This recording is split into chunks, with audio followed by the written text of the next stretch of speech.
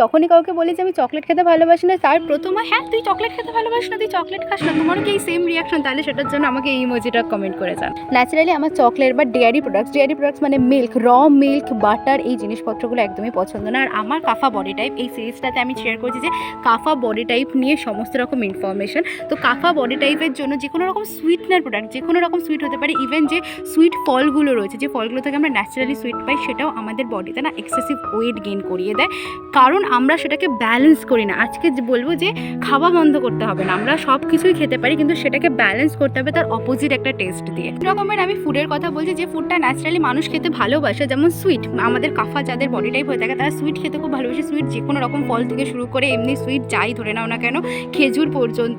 Second হচ্ছে dairy product, milk product, যে কোনো রকম ডেয়ারি প্রোডাক্ট আমরা খেতে ভালোবাসি। আমি নয়, কারণ আমি ছোটোবেলা থেকে ডেয়ারি প্রোডাক্ট থেকে দূরে থাকি, বরং সেটাকে আমি একটুখানি অন্যরকমভাবে, মানে দুধের বদলে পায়েস খেতে পছন্দ করি, এই রকম ধরনের। আর এক্সেসিভ ফ্যাট জাতীয় যে কোনো জিনিস, যেমন ধরো কচুরি, রাধা বল্লভী, বাইরের হচ্ছে যে কোনো রকম খাবার, সেগুলোতে এক্সেসিভ ফ্যাট থাকে।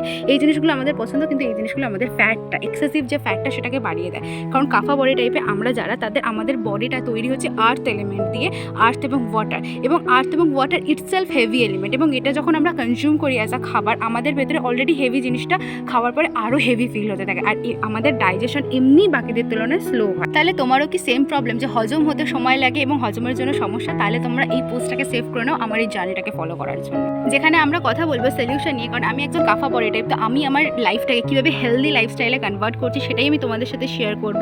তো আমি এতক্ষণ ধরে বললাম যে কী কী খেলে সমস্যা হয়, এবার বলি সমাধানটা। এমন কিছু জিনিস আছে যেটা যদি আমরা এই খাবারটার সাথে ব্যালেন্স করি, আমরা ভিতর থেকে লাইট ফিল করবো। যেমন সুইট জাতীয় যে কোনো ধরনের খাবার বা ফ্যাট জাতীয় যে কোনো ধরনের খাবার পর আমরা হেভি ফিল করি, তো লাইট কিছু ফিল করব।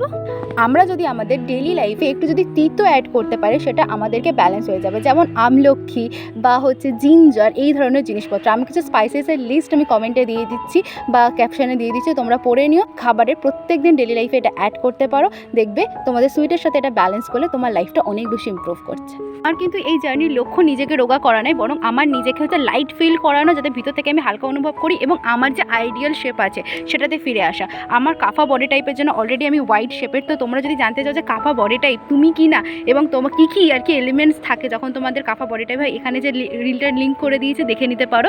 দেখা হবে পরের রিল, যেখানে আমি তোমাদেরকে বলবো যে সকাল থেকে রাত অবধি কী কী খাবার আমাকে হালকা ফিল করতে হেল্প করছে এবং শেপে ফিরতেও।